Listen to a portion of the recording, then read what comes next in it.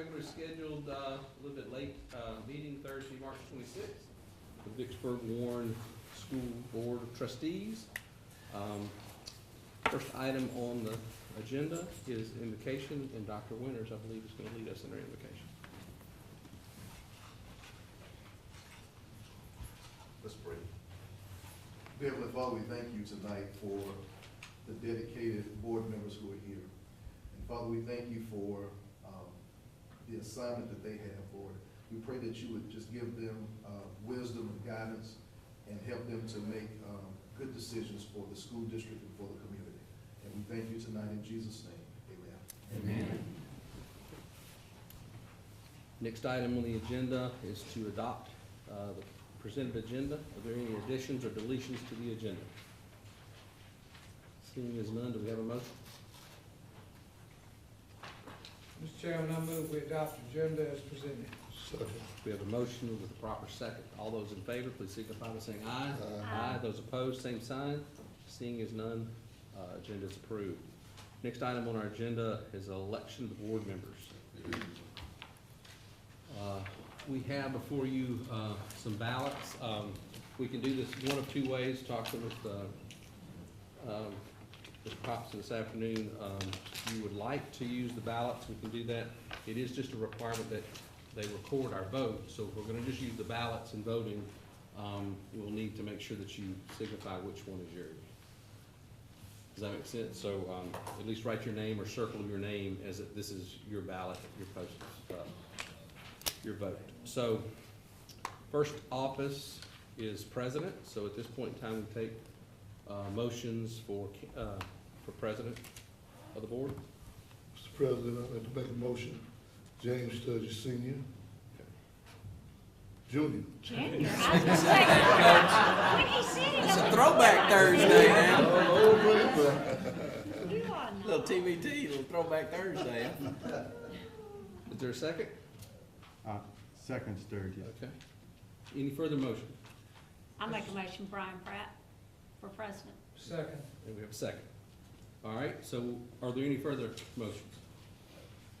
I move that we, Make a decision. So right now, we have two options here. Make sure that you, I would suggest you circle. You want to take Coach Stevens' motion to close the nominations? Yes, do we have a second? Second on that. Okay, we have a motion, proper second, to close the nominations. All those in favor? Aye. Aye. Those opposed, same sign.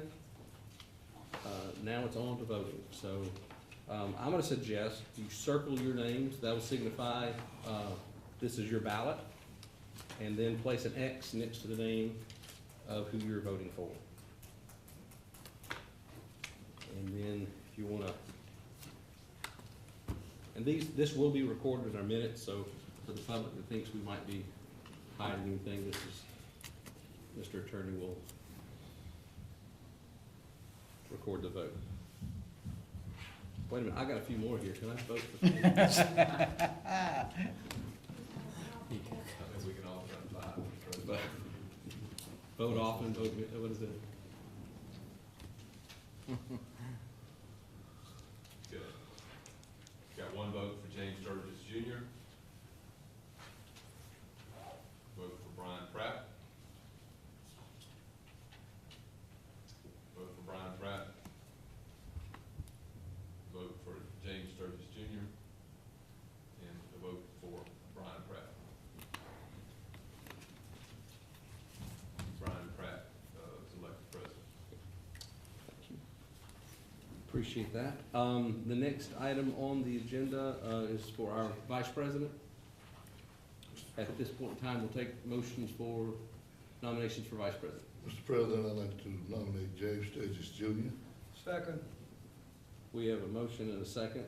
Are there any other nominations?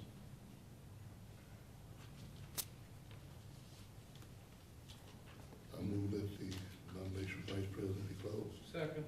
We have a motion. All those in favor of closing nominations, signify by saying aye. Aye. Those opposed, same sign. At this point in time, we have one nomination. Everyone please vote.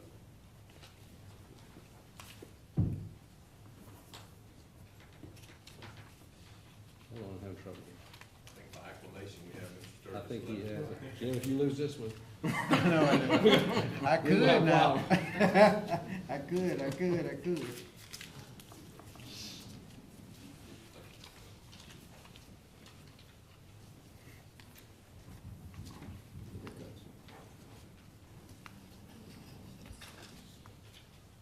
We do indeed, by 5, nothing unanimous, Mr. Sturgis.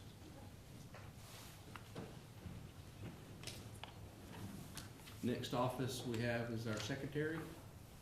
At this point in time, we'll take motions, nominations. Mr. President, I'd like to nominate Mr. Joe Deviser for our secretary. Second Sturgis.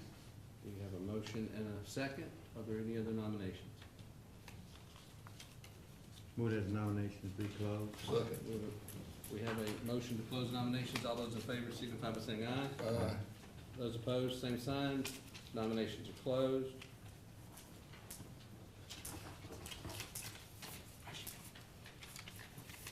Thank you. I'm taking my.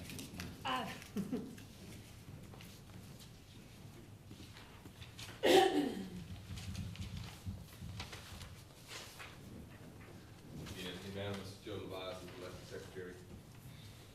If the secretary is late for another meeting, does he automatically resign? No, sir, I don't know that it, You're not getting off that you're easy. not getting off that No, easy. that No, easy. sir. No, sir.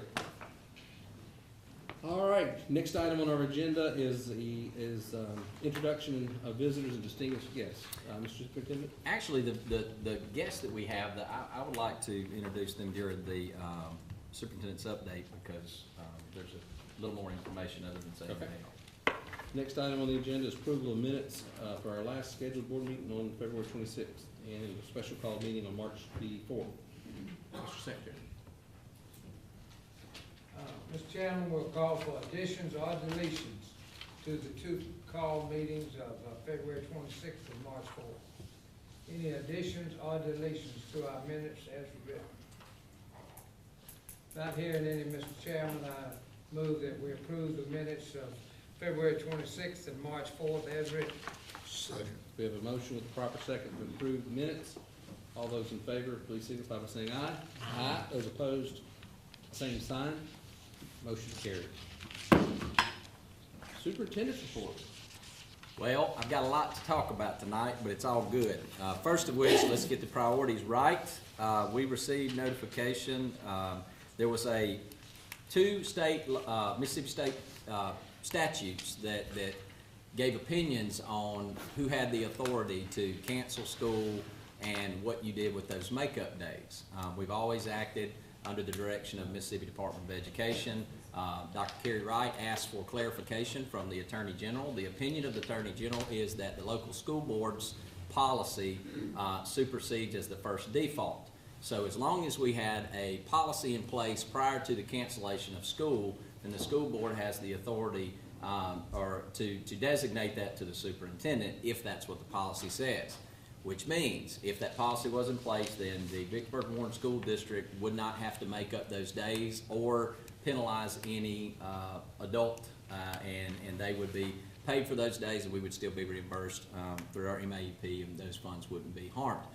Good news is, whoever the superintendent was in 1996 had a policy that was written that the school board approved to designate emergency school cancellations to the superintendent. So therefore, I submitted a recommendation to Mississippi Department of Education for us to waive our days to have to be made up. Fortunately, I received an email today that they did accept our waiver, and there will be no makeup days for the school days that we missed for inclement weather, which is 3. This is great for multiple reasons. One, there's been some recent misinformation about our attendance that's out and about. That information stated that Vicksburg-Warren School District was one of the worst attended schools for chronic attendance. It was on Channel 12. Not shocking enough, we have old data that they use to form that, which is fantastic. It just makes us look better now, because you take the same data that we currently have and apply it to the rubric that they showed in that data that's a year old, that 1 month was passed before I even got here. We are now the second or third, if you take the whole year, just the 2 months of attendance, most attended school in the state. So that is an incredible accomplishment of our staff and our faculty and the parents and y'all listened when I said, hey guys, we gotta have you here. Because when the formula comes back around, if they use the 2 months, we're gonna be in the 95th percentile for attendance. On that form that was reported by Channel 12, there's only one district in the state that was at 95 attendance last year. So that would put us at second if they just use those 2 days. If they use an entire year, we are at 94.07. Usually during tested months, we have a higher attendance, so we need to make sure that we do that so that we push through in both categories to have that 95th percentile. Because even though you will have some folks tell you that there's been a law that's passed that will fund us, the clarification on what that 95% hasn't been completely communicated. And the way that law is written, or the suggested law has been written, is that if we don't fall in a 95th percentile, we default back to the old system.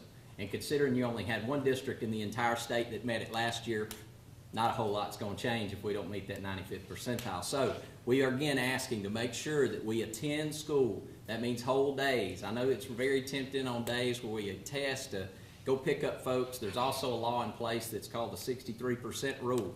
And if you do not make a full day based on 63%, they are counted as a full absence, even if they took a test. So let's plug it on out, and hopefully we'll fall in a parameter. We look very good to do so this year.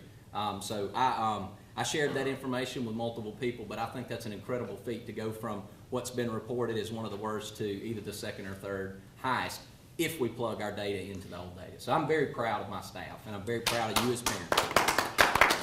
That's good. So, now with that out of the way, no snow days, the second thing I want to share with you, I have a school that is here tonight. They've actually already received this award, but I wanted them to receive it again so that they could get some photos with our board. There is a lot of talk about what scores mean and what letter grades mean, and quite frankly, there's probably not a little of folks outside of education that can really communicate what that means.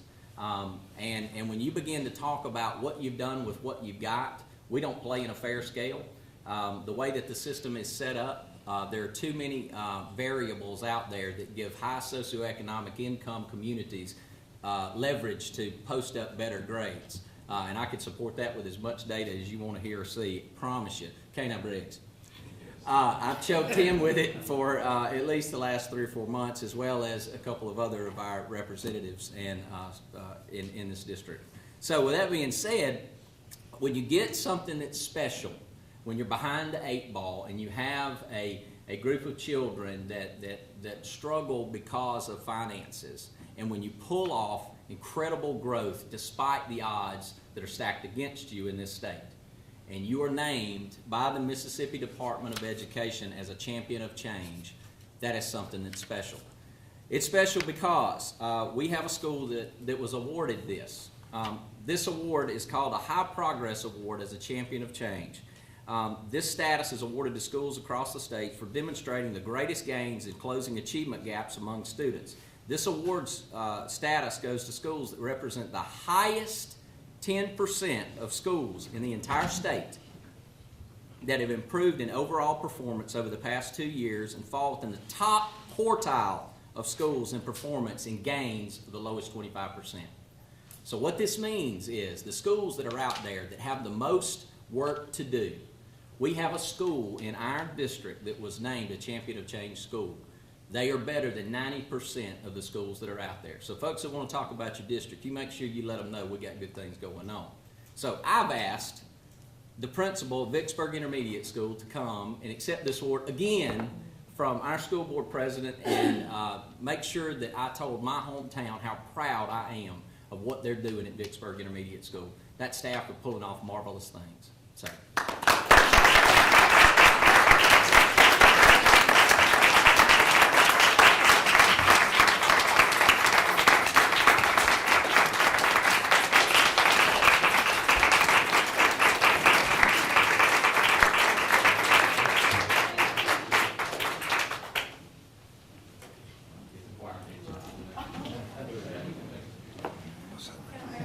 Absolutely, run the team.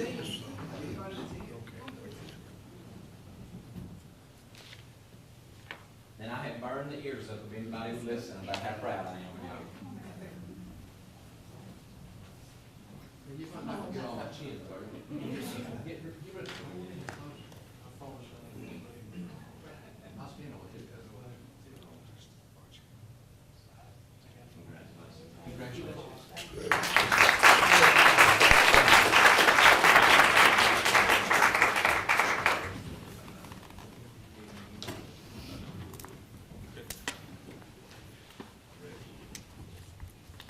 Next thing on my list to share is, I can't say enough of how fortunate we are to have 5 members of our board that love the children in this school district as much as they do. One of the commitments that they are committed to is to making sure that they're a better board. They are required through the state to complete certain qualifications, and every year all of our board spends their personal time to do that. It's estimated that a board spends about 13 hours a week outside their regular responsibilities to provide opportunities to serve districts. And as you well know, that comes at a very high cost, right? We pay them exorbitant amounts of money to do this, and that is a joke, tongue in cheek. I think that puts us at down in the under minimum wage. So Ms. Burke, you might want to get with the Department of Labor to see if we're doing right things with our board. But all jokes aside, we had an opportunity for a couple professional developments that took place, and Coach attended one. He went to the National School Board Association, and Mr. Jim Sturgis and Mr. Pratt, they were able to attend a visioning conference with the Superintendent's Academy in Natchez. And I would like to give them the opportunity to kind of fill you in on a few things that they can share about their visit. So if anybody wants to go first, you're welcome. Thank you. Want me to go first? Yeah, go ahead. Okay, the National School Board Association Conference was in Nashville, Tennessee. 8,000 superintendents and board members from all over the United States of America. Mississippi was well represented, and the thing that I took away from that is that there's great things going on in Vicksburg, Mississippi, in the Vicksburg public school system, and it's being well documented. You know, we had a Mississippi breakfast the Sunday morning, and just all the Mississippi colleagues all over the state was there, and it made me feel real good to listen to them as they comment on things that are happening over in Vicksburg and all the good positive things after so much negative things, you know. And one thing at one of the sessions I was at, it was how do I make my community love the school system? And it started off, you know, you got to have great leadership in your superintendent, then you got to have a great administrative staff up under him, and then, which I thought I was going to say, teachers, but they say the next thing is parents, and then teachers, and then the kids. You know, you cannot skip the parents, and I find we need to, as educators, to challenge the parents, you know, to come out, support, and motivate our children. Instead of just sending them off, the teachers to raise them, teach them, it's just not gonna work that way. So we really need to do that. We need to, and they started a thing about the conference, Stand Up for Public Education. It's very important that we do. Public education is the lifeblood of America, and there's no way that America can survive without public education. So we all have to pull our sleeves up, roll in and get in, and feel good. Every day you get up to come to work, we got to feel good about it.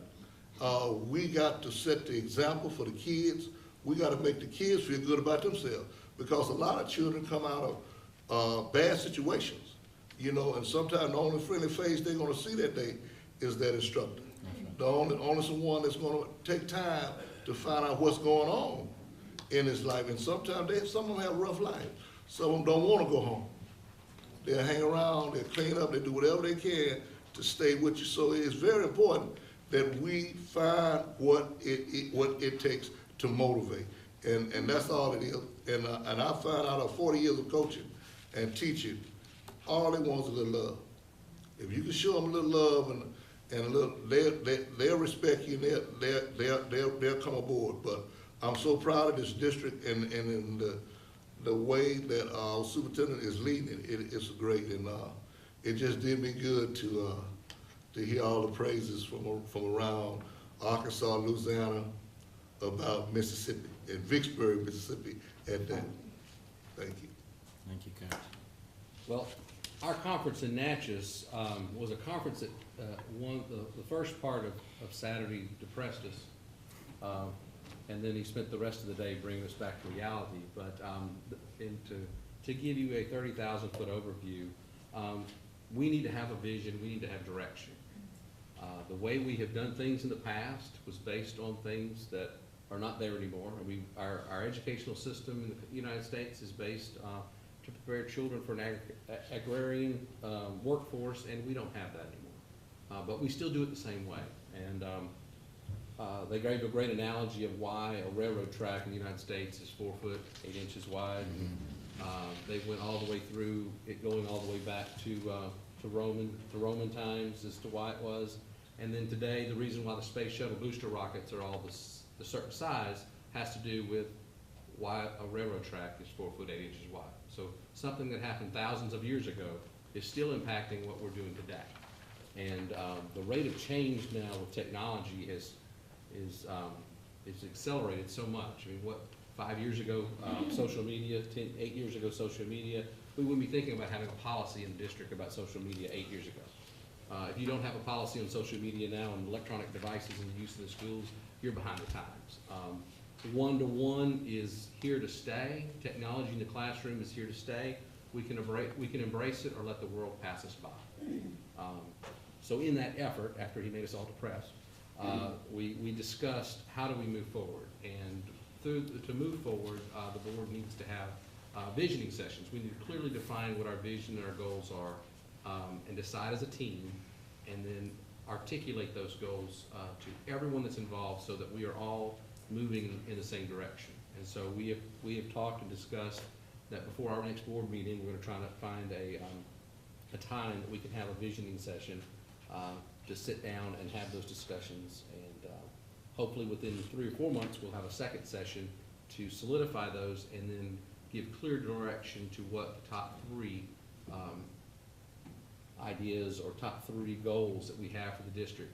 And then we should have those periodically, probably at least twice a year, to revisit the items that are still on our list that we didn't put at the top 3, or to add other ones or take other ones off. And so that's our goal.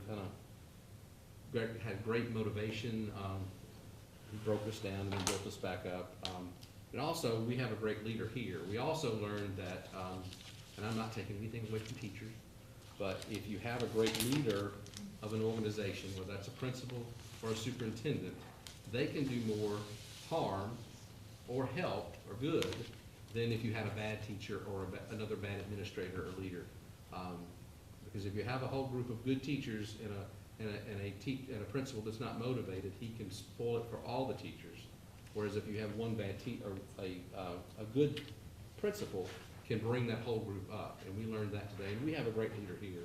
And I think the public has realized that. I think the change within our district and morale has just been awesome. And it just helped me realize that when we were down there this weekend. And I appreciate them including us in that session. And I would hope that if they have others in the future, that if it's time permits, the other board members participate in that activity, because it was greatly insightful.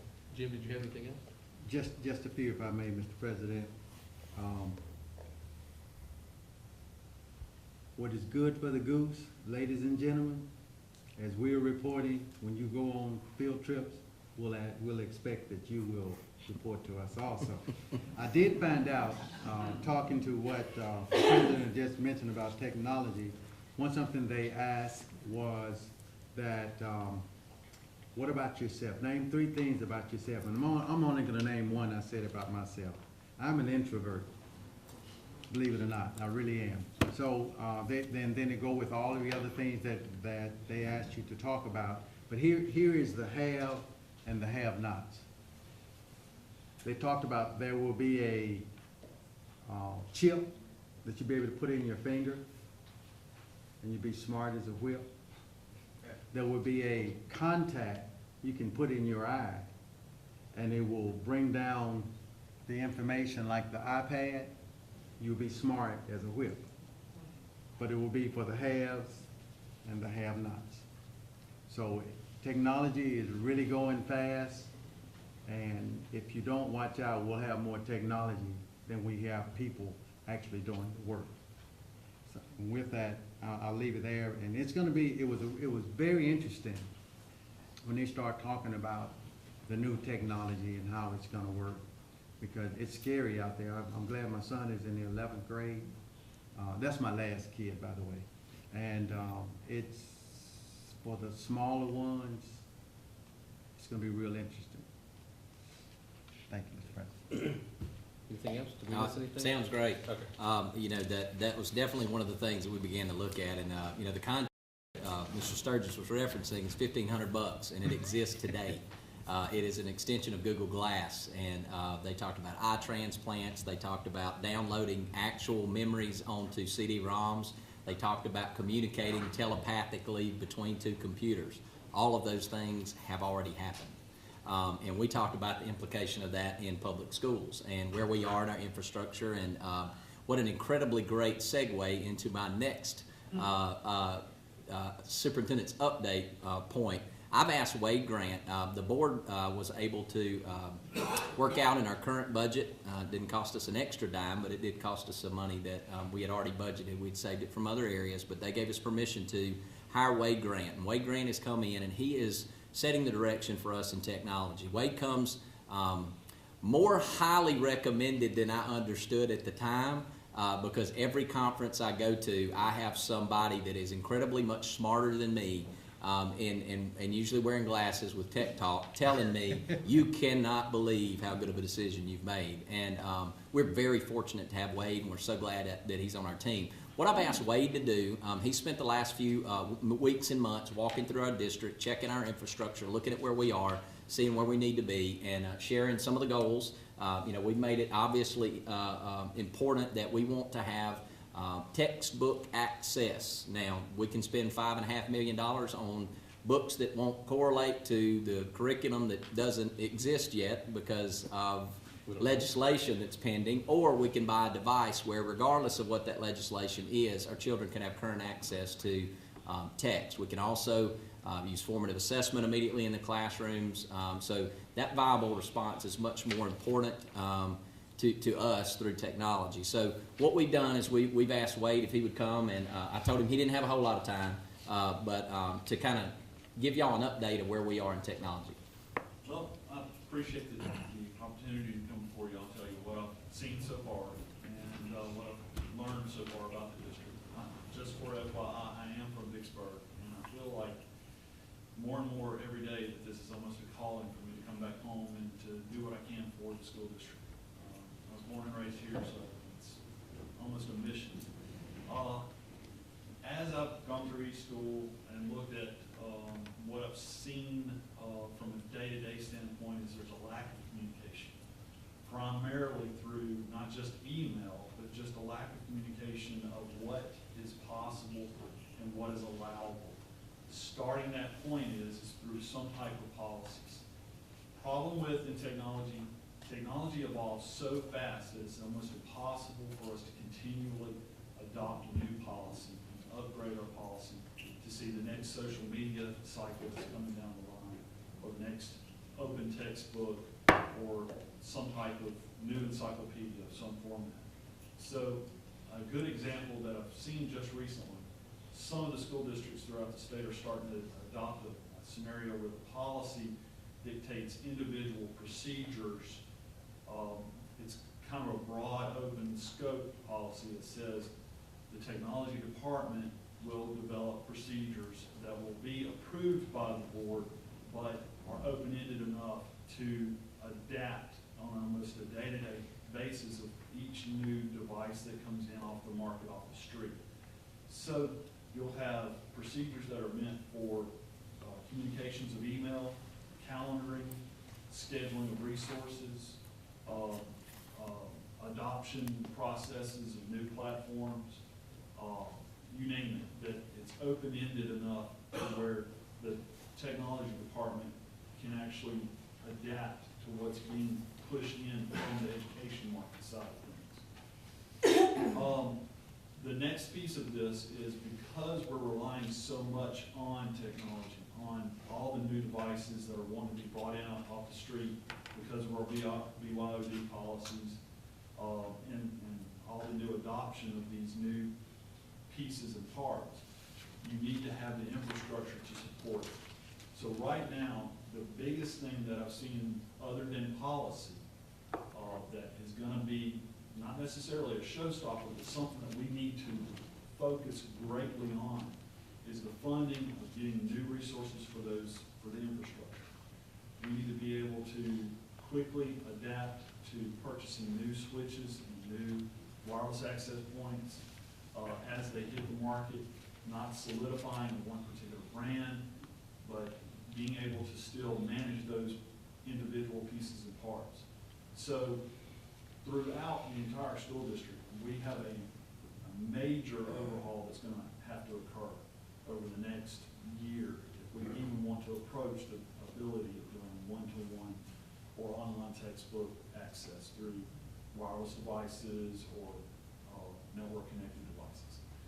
That being said, the one-to-one capabilities are great. There's a lot of new stuff out on the market. The one area that I'm actually looking at as far as the individual devices that we can purchase is based on economic sustainability of continuing to supply those devices and being able to repair them and keep them in front of the students as long as we possibly can. So the most viable source of that I've seen so far is what's called Chromebooks. The Apple iPads, the Apple devices, those are great, but they're kind of priced in such a structure and in such a way that a lot of school districts are already starting to run into a wall of being able to replenish the latest, get to the latest and greatest, and the cost factors are not viable to continue funding that.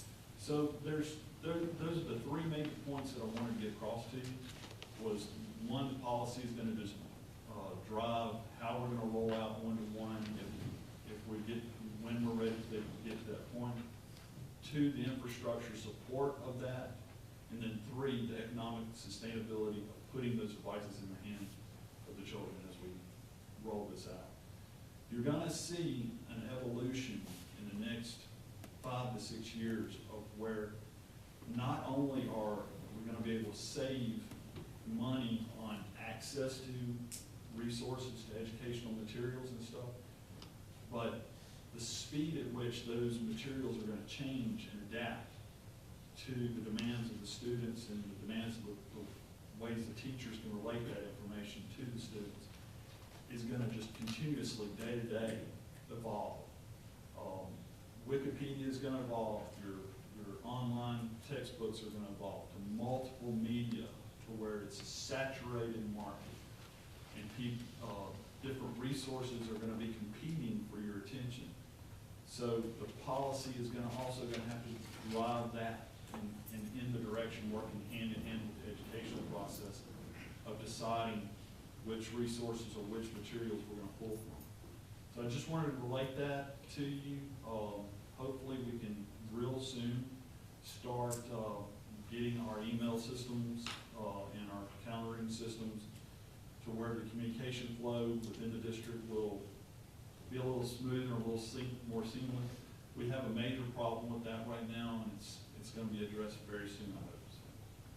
Questions? Sure. real quick. First of all, hopefully not spending any time on the system you already have for email. It's going away, right? It's going away. Okay, good. Second thing, because when you can't look up someone to send an email to in an email system, Shared address book. yeah, a global address book must be a unique concept. The other thing is, how long before we have an infrastructure plan? Because we can't wait much longer. My goal is that by a year from September, we're putting devices in kids' hands. So we need to be geared to working at that rate with the board's approval of what it will cost, but the infrastructure is the first step. So we need to know what it's going to cost so we can decide how fast we can move. We already have some preliminary figures from some vendors that have made proposals to us already. Okay. Those figures, I'm not really ready to delve into and hand off to y'all yet. Okay. Mainly because some of the ideas that they're wanting to do are a little wild and, not really feasible, in my opinion, at this point. But an actual plan will probably be midsummer. Okay. The second one, with the technology we end up deciding on, we don't need to reinvent the wheel. Right. There are other districts out there that are already using, and I may differ in opinion, Mac, to support. It's easier to support from an administration standpoint. We need to make sure we're looking at Tupelo, other districts in the state. Oh, yes. That are already doing this. Tupelo, I think, has already been doing it for 5-6 years. They've already got to a point, I believe, to where they're refreshing the first set of computers, or first devices. Because these devices are gonna only last 3 years, 4 years, 5 years, if that. And so at some point in time, you have to have a refurbished or replenishing plan to keep new machines going into the system. We need to look at other districts that are already light years ahead of us to make sure we don't do the same mistakes. There are several districts Okay, out there, good. so I plan to already to make visits to 2 or 3 of those. Awesome. And one of the things I'll say is even our legislature is on top of this, because one of the new pieces of legislation deals with the ability now for children to legally purchase these devices that they've been using over the course of years. So, the ever-approaching necessity is upon us. So, Mr. Sturgis, didn't you have some? Yes, sir, just a few if I may. Wade, let me ask a few things.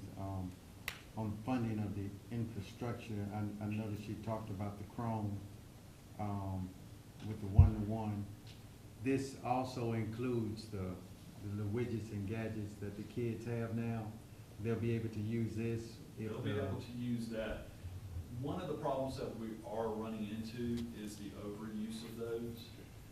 We have occasional situations where those little devices, you'd be surprised, can suck down a lot of bandwidth. And when you've got 20 or 30 students all looking at the same YouTube videos all at the same time, it can make a dent in the access to regular educational quality material. But if we design it correctly, we can limit the number of those devices that can access. Control that. And allow priority to the ones that we give them to say, this is what you're supposed to do. It's extremely possible. Okay. It's already been put in place in other school districts like Jackson Public Schools, for example. They have the ability to do that at a lot of their high schools now. Thank you, sir. One of the things, for those of the public that don't understand the one-to-one initiative, one-to-one is one device for one student. Most districts don't, the very first day they implement this, hand a device to every child. There's usually an implementation phase. They'll pick 2 grades, 7th and 8th grade, and maybe one high school grade. Typically your seniors, you're not gonna hand a device to a senior that's gonna go away in a year. So the plan usually has some strategy of who to give the devices to make the most benefit to the current student body. And those devices are issued to that student. There'll have to be a policy developed on how they were responsible for that device. And there also have to be a way, if that device breaks, that you mentioned before, that we have another device ready to hand them so that we can get that one fixed and then give it back to them. But their device typically is their device. When they leave at the end of the year, they hand it back in, and then the next year they show up, they get the same device, if at all possible. The advantage of that is if they are not as nice to their device, it will look that way, and they'll be responsible for that. So 2 things also I should point out. One that Mr. Shealy pointed out about the legislative actions that are being taken. If we inform the students, and hopefully this will pass through, if we inform the students that there is a possibility that they can carry this device home with them after they've graduated, that it will become their device, they'll want to take care of it throughout the years. A second point that's been recently updated is some school districts are actually considering allowing the students to take them home over the summer holiday. So they don't have to lose time in working and relearning how to use the device. Because there will be updates to those devices over the summertime and over just periods of time. And changes occur in the access to different applications. And so as the updates come, they'll be able to adapt and learn from these. The other thing that Chad and I also talked about, that the other challenge with the socioeconomic issues we have in our communities is that to take this device home and not be able to connect to the internet is kind of pointless. And so there also have to be opportunities for children that don't have high-speed internet in their home for us to try to find all the available options that are out there, either a device, a MiFi they take home, talk about something in the school bus acting as a central, in their neighborhood acting as a central access point. I don't know how that would work, but anything we can think of to help that child be able to continue to use that device at home so that our poverty is one of the biggest things that affects us in our district. The biggest. It is the biggest thing. The And biggest. to be able to overcome that so our children can have all the exposure to technology that everyone else has so that they can be a leg up and be as successful as they can be. So, thank you. Absolutely. Thank you, Wade. The other thing he's doing is he's giving my website a facelift because it looks like a prison right now, and it's gray, and it bothers me, and he is fixing that.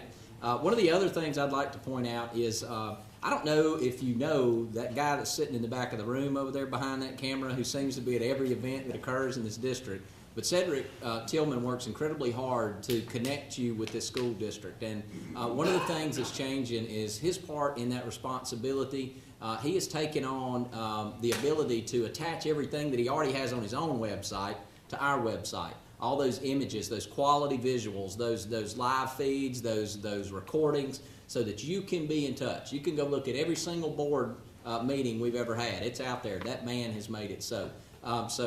He is going to begin to merge those things, and as we move forward, we want a website that is your website. It's easy to use and it's aesthetically pleasing from an old art teacher. So the other couple things, and I'll try to move quickly through these. We had a robotics team that finished second in the bioregional in New Orleans, Louisiana, out of 60 teams. Yay! If you've never been, it's like a tech Super Bowl. I mean, it's the coolest thing I've ever seen. Nerd fest. It is unbelievable. I mean, it is, but the kids get into it, I mean, at a level that you can only experience at an athletic event. And it is mental athletics. It is the most, and it's physical. It's so cool. If you get an opportunity to go. And we're so proud of our robotics team. Warren Central High School economics team is qualified for the state championships.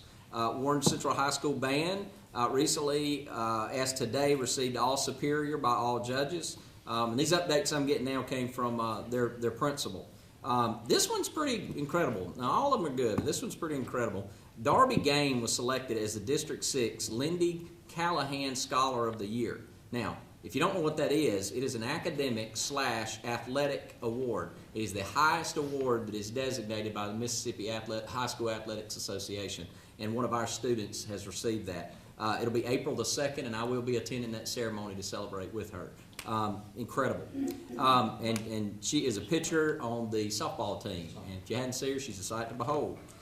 Science fair, everybody that participated, it was great that we had a turnout, but our students placed. Even my son, I'm so excited because I told him he probably wouldn't.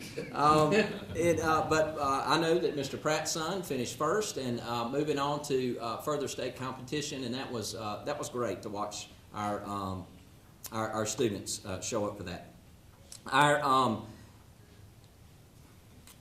I'm going through the ones I've already talked to y'all about. Chris Strickland came. He works for the Mississippi School Board Association, and we set up a risk management conversation because one of the things that I felt it to be important is to make sure that we are handling our risk management, our workman's comp, our FMLA, our ADA things. And we met with Briggs. We brought attorneys in to make sure that we're compliant and we're giving our employees the best opportunities while still protecting the assets of the district. And in there, those things get all cloudy. And one of the things that we brought in was that risk management talk about where we stand with our claims for workman's comp. And I am proud to announce that we have the lowest claims of workman's comp that we've had in the last 15 years of data they brought in.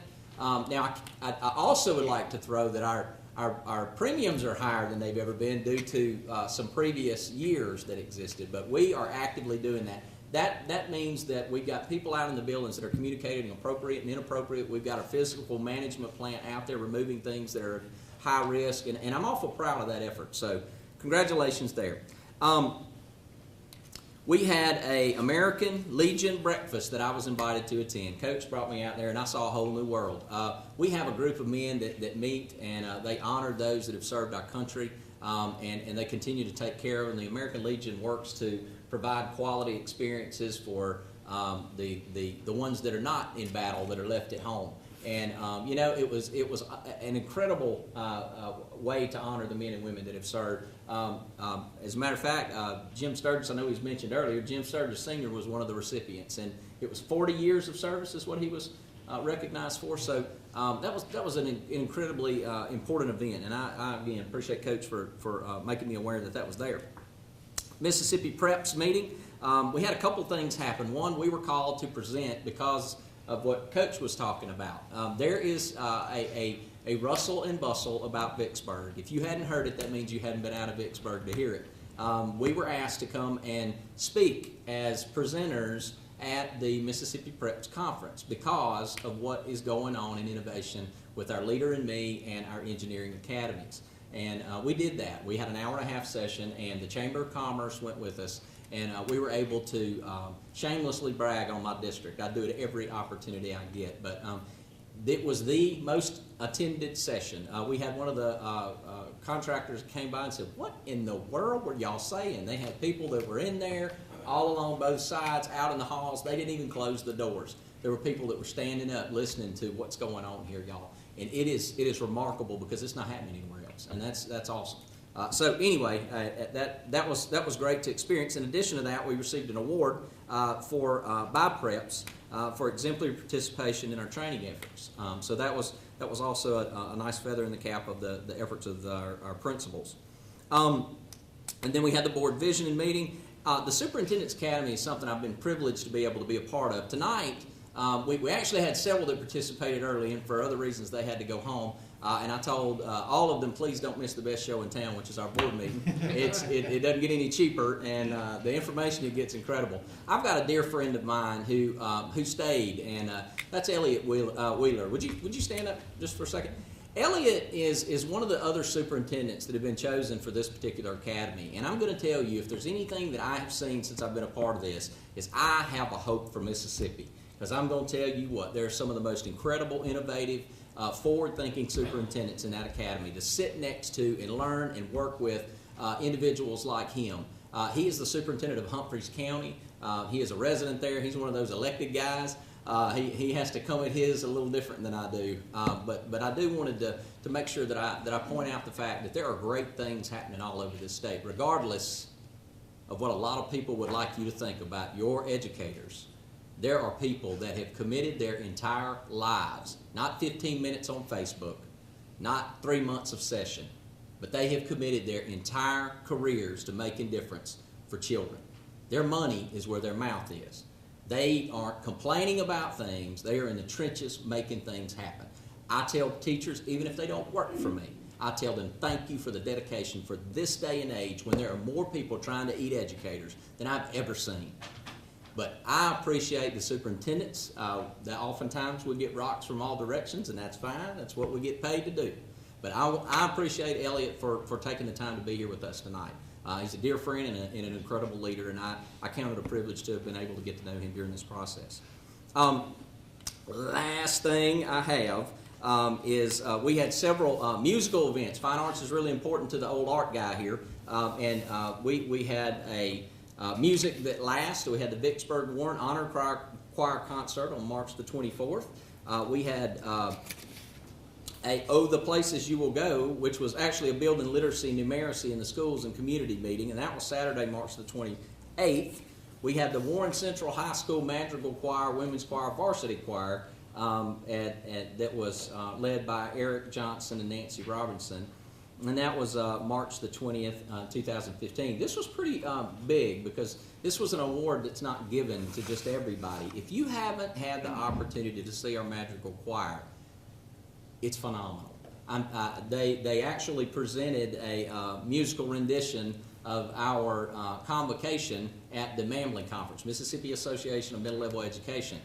They have been, they were so incredible one of the attendees has a statewide conference that they're putting on, and they've requested that our combined Vicksburg High School and Warren Central High School magical choirs perform because they were blown away, in their words. So that is always exciting to see people that see the quality of the things that we have in our district. We have a parents and grandparents meeting, and it is adult basic nutrition and fitness opportunity, and it's for Alcorn Extension Program. And that's at Warren Junior High School, Thursday, 5:30 through 6:30, and that is April 9th through May the 14th. Contact Alcorn, and they will be able to set you up to be able to attend that. So we're really excited to partner with Alcorn. One of the other things they're doing is they're helping us increase our teachers that have national board certification, and they're providing flexible options for our teachers to be able to do that, and we're really proud of that partnership also.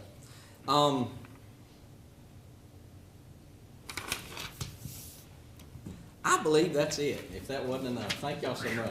I'm sorry. Next on the agenda would be our financial report. Ms. Burke.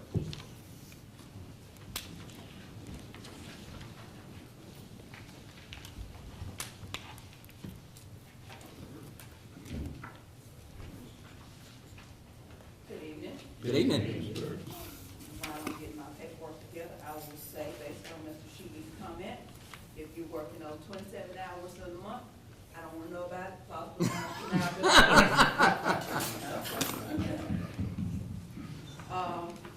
It's just one long hour. That's right. We don't Like I divide it said, up, it's just one long I hour. don't even want to know about the When the Department of Labor comes in, possible deniability. We're gonna start with bank reconciliations. You will see in your packet that we now have both January and February in your packet. We are currently caught up, and we are now in compliance with our state statute. And also, if you look at the January and compare it to February, you'll see in January, we had on the 16th section interest revenue line, it was 3.16 million. February, you'll see that it increased to 6.75 million, and that is because the district has fully repaid back the $3.5 million that we transferred from 16th section interest to offset the cash flow prior months.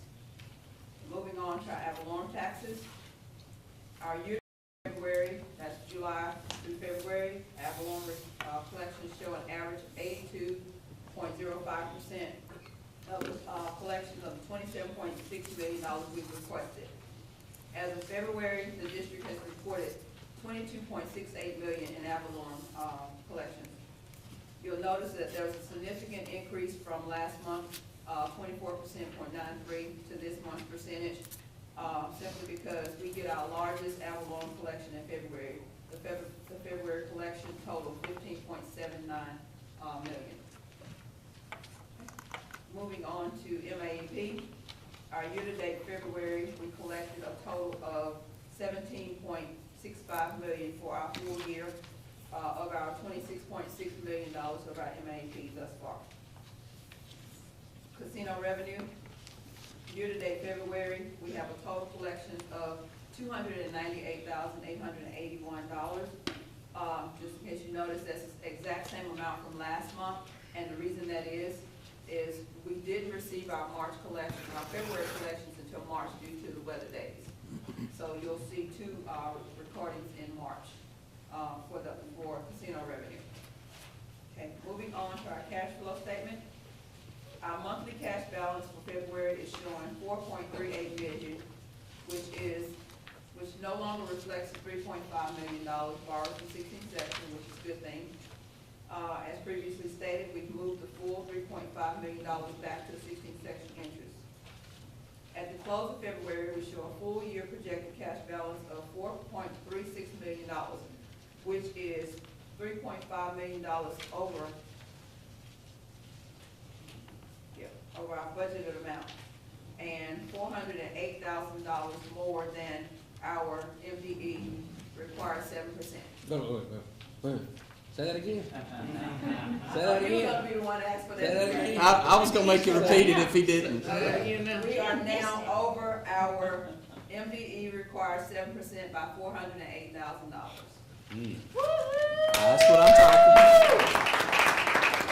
Now, that doesn't mean we have Sparks, you done $408,000. good. No, we're We don't gonna, have we cleared that up. I want it Okay. back where it came from. Okay. Miss Sparks, you done good. I know it. We tried.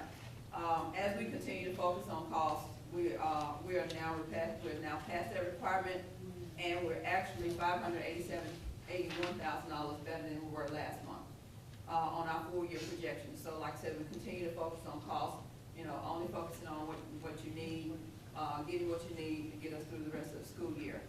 And, some of the drivers, like I said, we've continued on costs, continue to focus on costs. We received $200,000 more in ad valorem than we had budgeted, so that was a plus for us this month. And our year-to-date expenditures were showing $350,000 around about, less than our full-year budget. So those are some of the drivers that's helping us in our, efforts. And like I said, at the rate we're going, we will end the full year, pretty strong to take us into next year, and we won't have to borrow from 16th section interest again. That is our hope, and that is, Mr. Shealy, he's pretty much mandated that as my focus as well. Okay, so as I've gone through the board reports, I've noticed that most of my reports are focused on revenue.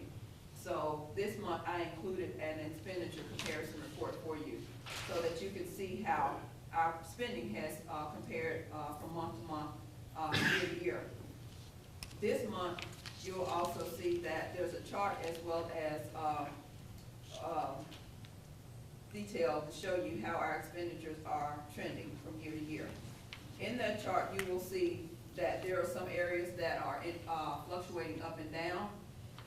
Mostly the trend up in personnel was due to the increase, salary increases that we had to give for our teachers this year. And you're probably gonna see a large increase of fluctuation in our personnel costs next year, being that the governor may have already signed the appropriations bill that's gonna give the teachers another raise and the teacher assistants an even bigger raise. So that's gonna affect our, Which I might add, will not be funded just like the rest of it was funded. We have a portion of that that's covered, but our local percentage kicks in. So when you look at how that becomes a quagmire for us, all of what you just heard, all that good work, all that skimping, saving, working, just got gobbled up by a mandate. Now, we hope, and my hope is that if we're gonna do those things from the state level, that we provide money to cover that, and if that happens, we're in good shape. but if it doesn't, we really gonna have to take a hard line on where we want to be, in our expenditures. And right now, personnel takes up 86% of our costs. So let's talk about personnel real quick, because I don't know that the public understands how we get funded for our MAP, for a teacher, for teacher salary. In other words, we have a whole staff Yes. that some were hired as first-year teachers, some are second-year teachers, some are third-year teachers. Yes. But the way the state allocates us money, they don't ask us what you have and provide that. They take an average, correct? They say like, they're gonna guess that all the teachers we have are three-year teachers, is that? That's pretty much, they give So- us a base cost. So when they give a raise to, or we're basically covering the difference in a three-year teacher and a 10-year teacher if we have a 10-year teacher. Does that make sense to people? We're not compensated from that, from the state. We have to use our own tax dollars that we raise locally to pay for that. Am I incorrect in that When statement? you're looking at an FTE, there's an average about three-year, doctoral, or three-year master's degree. So there is a formula that the state uses to kind of calculate where we stand on that schedule. And I know the state schedule goes out 30 years, I think it is, to 35 for teachers, whereas we have, people in our district where we're still going out, including the teachers, we still go out 35 years on non-teachers, but that the state does not fund this for too. So there's a lot of dynamics in that, that, we're still funding. So, that said, in 2015, you'll see that our expenditures, was 57% of our total budget as of, year-to-date versus the 59% it was at this point, 2014, 13, and 12. So the 3 years prior, we were at 59% at this point in time, and right now we're operating at 57%. So we are trying to trend downward on that effort. And that's even with the increase that we got last year. That's So- correct. So I mean, we That's gave- eating our- $250,000 less in MAEP this year than I got the year prior. So even with that in place and us paying the additional cost for our supplement, on Yes. top of that, we reduced it. 2%. Yes. Awesome. And that's hard work at the That's- buildings. I'm telling you, the principals, when we've come together and we've said, guys, I mean, this is where we gotta go, because there's an equal amount of stuff that's given to children. Every time you take a dollar away, every time we stroke out a check to give somebody a whatever, a client that wants whatever. I mean, anything that we do, that's money. And Jim said it over and over and over, every time he's approved things, tongue in cheek, taking money away from children. But I want you to understand that in this district, when you pull the superintendent's report from the State Department, you look at how our finances are expended. I want you to know that we, and the classroom and classroom instruction, that deals with teachers and materials, we are in the top 20th percentile of expenditure in the state.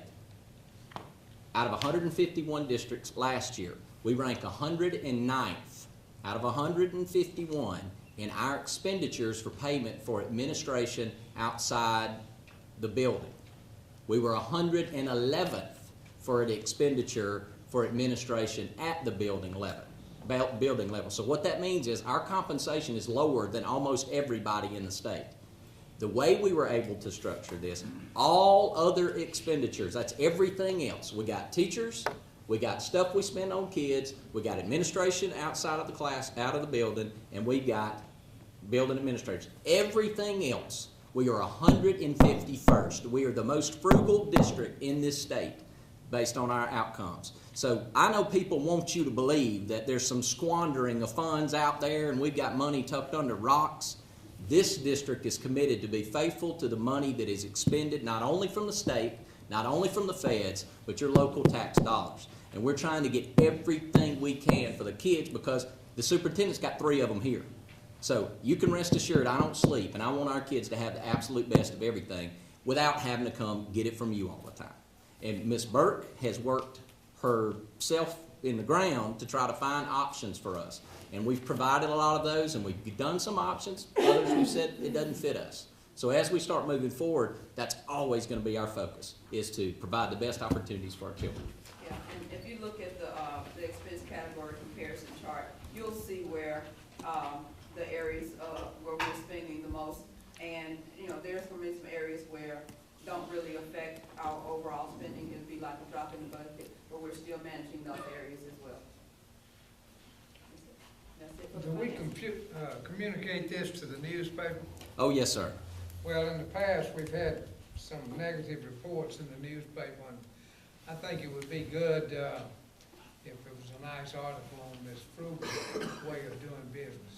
Well, and I'm going to go ahead and, while I'm talking tonight, apparently I'm very talkative. I'm not normally this talkative, but Tim Reeves is the new publisher out at the Vicksburg Post.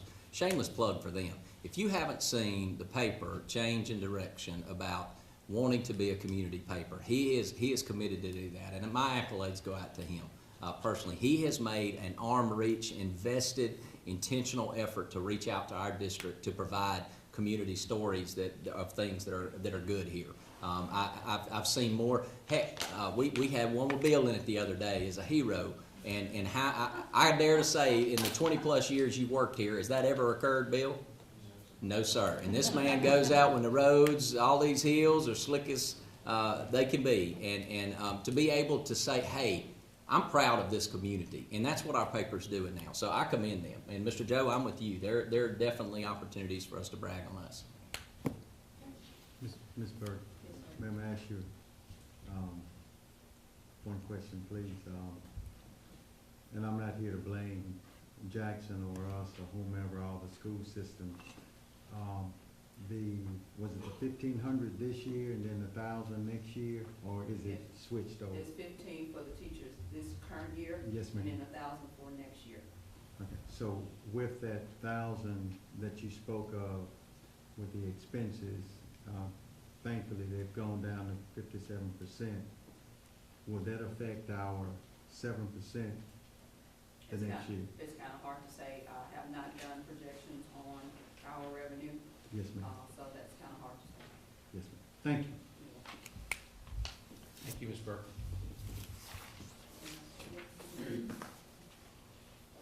Next is update on You want a motion financing of to energy receive- services project. Motion to receive the reports. Oh, do we have a motion? I make a motion that we receive this first report. Second. We have a motion, properly second, to receive the financial reports presented.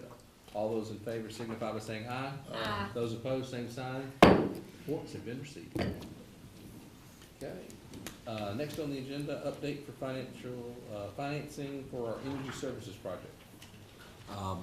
We have met with Johnson Controls, and they're going to reach out to you, because what they're asking at this point is they've done what their audit is. They've gone out and they've said, hey, here are the spots, here are the holes, here's our money. And what I've asked them to do, because they're the experts, I'm not, when they first met with me, they brought a whole bunch of engineers, and they sat down and said, well, what do you want us to work on? They had Bill and me and a couple other folks that are on the committee, and I said, you know what I'm paying you for? You tell me what's gonna cost us the most and help us. And what I've asked them to do is to contact the board, to talk to you about individual things, because as we approach this, I want an eclectic approach. I want us all to be outreaching, so that we get the best ability for us and the options that are out there. So they're not gonna call you in as a board, but due to the fact that apparently the superintendent keeps running his mouth in these board meetings and making them long, it's to get some input from you, but he's also getting input from us. And they're gonna come back with some options. I've asked for them to come back with 3, and those involve different things. So, and it'll be kind of a breadth of what y'all want and what we want as a district moving forward. So you should be getting a So call. are they still looking for the opportunity for some of our technology infrastructure to be part of that? That is definitely one of those things. We Excellent. communicated that. Thank you. Mhm.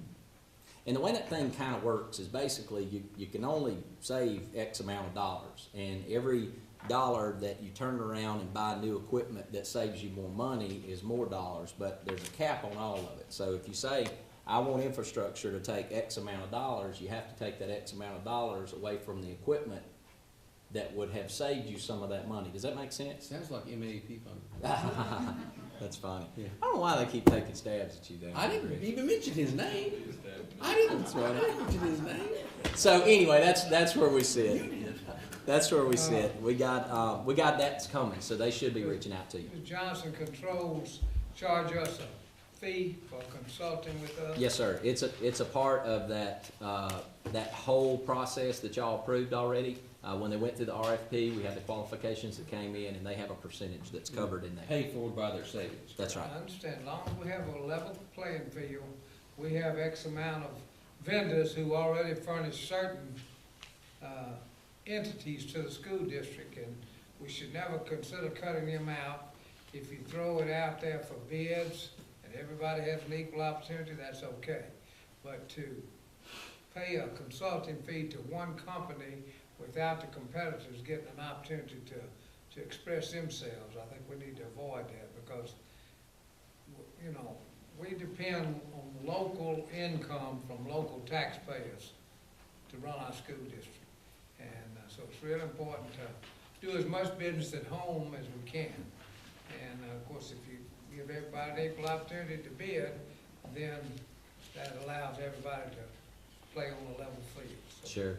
And we followed state regs on that one, Mr. Joe, and I will, and I know I expressed to them, to the board, when they were looking for vendors, or contractors to fill those needs within, Vicksburg-Warren School District, they actually have some local vendors that they've tied into that. So that's, y'all made that plain and clear to Johnson Controls, and they're trying to seek to provide that opportunity for our local vendors, so.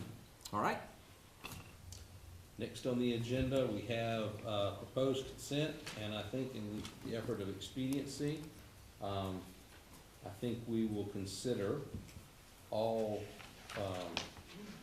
consent agenda items in H, I, J, and K. Currently, I have items to pull are I-2, K1 and 2. Are there any further items to pull for discussions from sections H, I, J, and K? Can you repeat those for me, Mr. Pratt? Being pulled are I-2, Okay, K1, K2. Okay. All other items on the consent are not gonna be discussed unless you want to pull one. Are there any further items to discuss? Seeing as none, do we have a motion to accept the consent agenda with the exception of I2, K1, and 2? I make a motion to accept the consent agenda with the exceptions of I-2, K1, and 2. Is there a second? Second. We have a motion with a proper second. All those in favor of accepting the proposed consent agenda, please signify by saying aye. Aye. Those opposed, same sign. Consent agenda passes. First item up for discussion is I2, approval of proposals for security services. I believe, Mr. Sturgis, you wish to speak on that. Yes, thank you, Mr. President. I'm gonna deviate for one hot second because the superintendent has taken up all my time, so I will be very brief. I wanna thank, Coach Coleman. He received his 500-plus win, plus he won a gold ball. He used to be the coach here at Vicksburg High, so, all kudos go to Coach Coleman.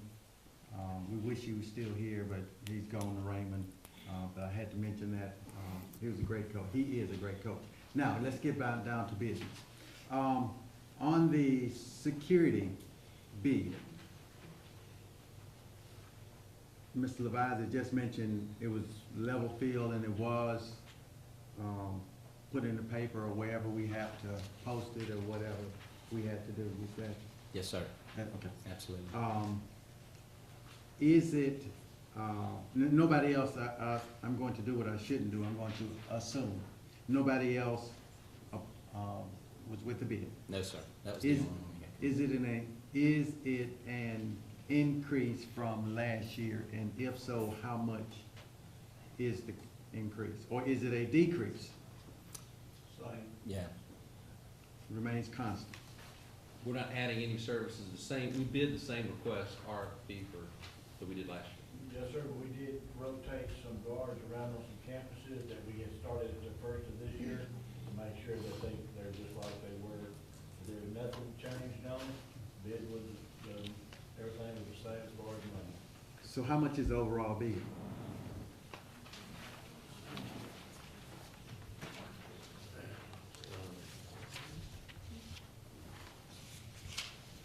Thank you.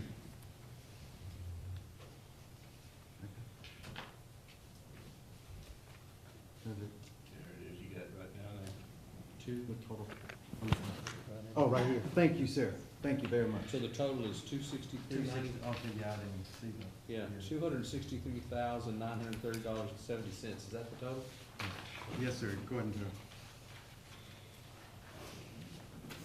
Yes, sir, 263, okay. That answers. That's all I have, Mr. President. Oh, thank you, Mr. Okay. Seeing no further questions, do we have a motion to? I'd like to make a motion that we accept the proposed bid from Baker Securities in the amount that did not increase or decrease. It remained constant at $263,930.70. Is there a second? Second. We have a motion with the proper second to accept the security proposal for Baker Security. All those in favor, please signify by saying aye. Aye. Those opposed, same sign. Motion carries. Next item up for discussion will be under Section K, out-of-state travel, Warren Central High School's ROTC. I believe I'll give it to you, Mr. Yes, sir, President. just one, you're going too fast for me, Mr. President. K, B, L, T, H, I, J, I, J.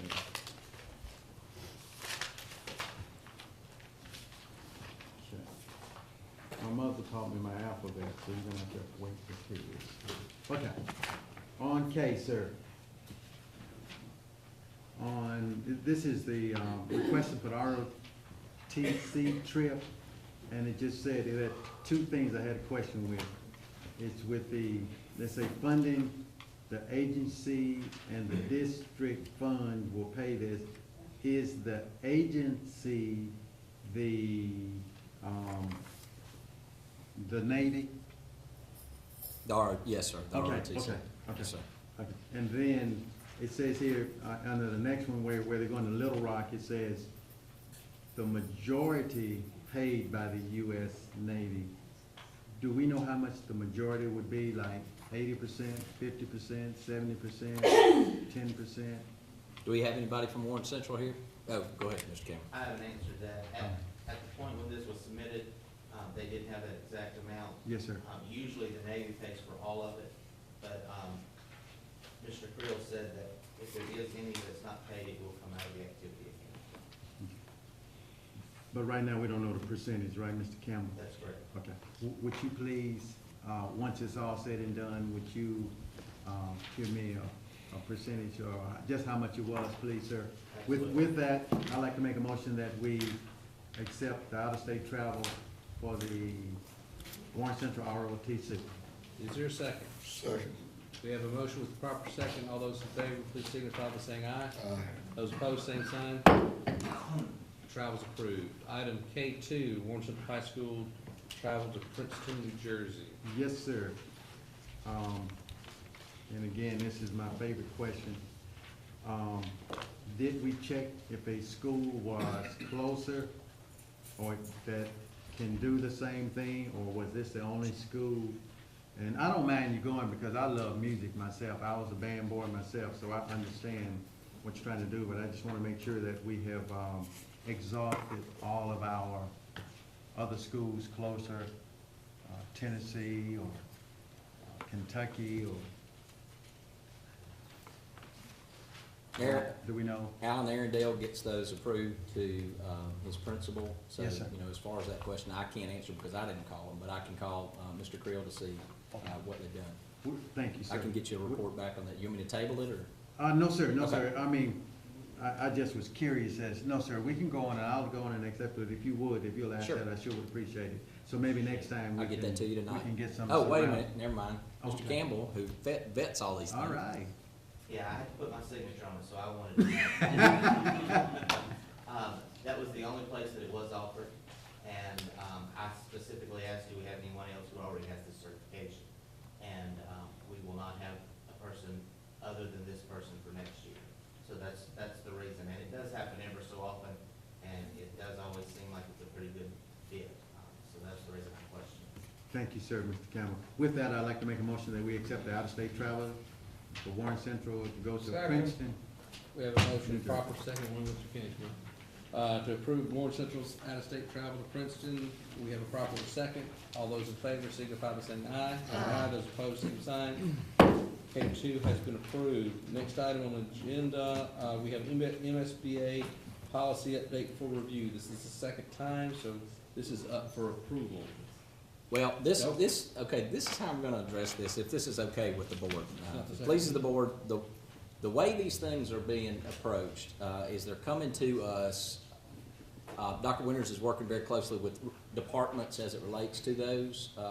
So as they come, you may be getting these, they're not coming in order.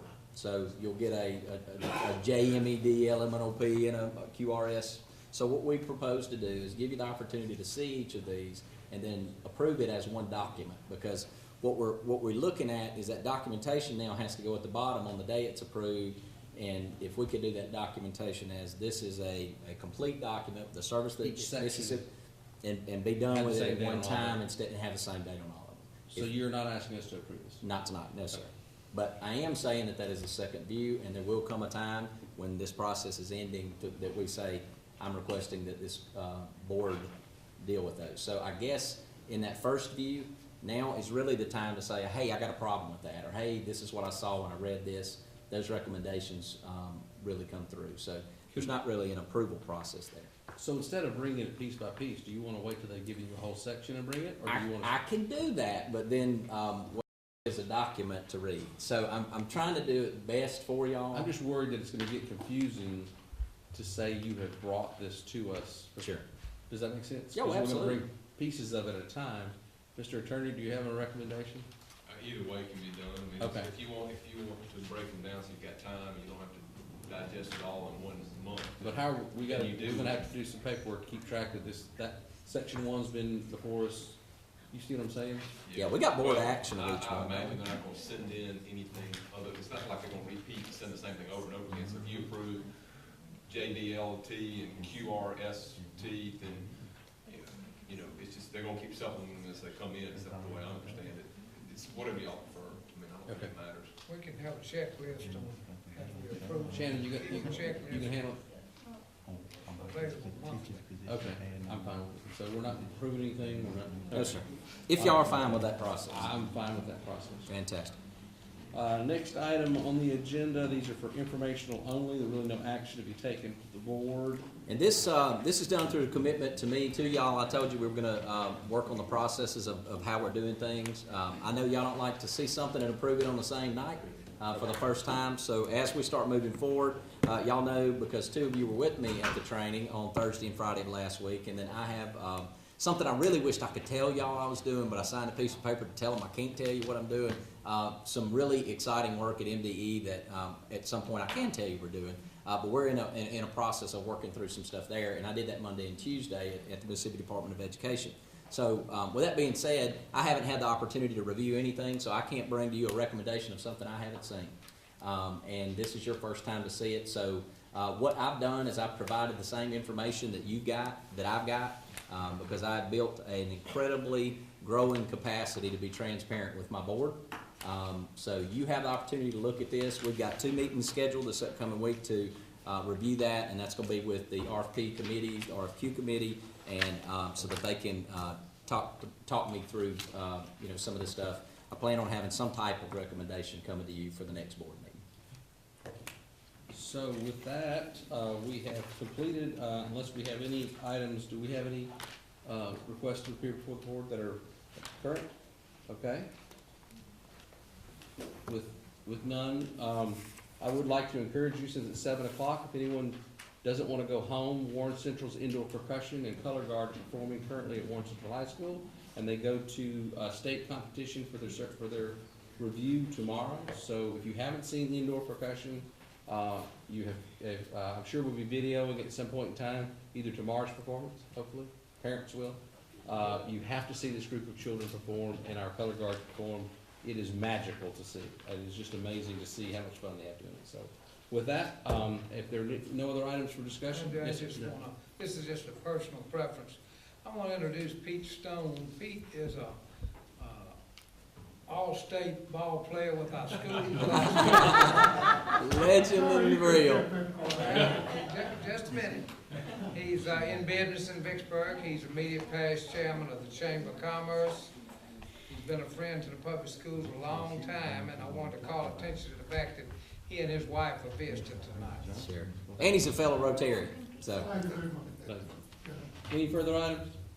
Seeing as none, I'd love to have a motion for adjournment. I move that the meeting tonight be adjourned. Is there a second? Y'all don't wanna go? Yeah. All those in favor of adjourning? Is there a second? They wanna be here tonight. Well, 4 years ago. We have a second? I second it. Oh, we have a motion and a second. All those in You favor? don't have to holler a little loud. Oh, say aye. Aye.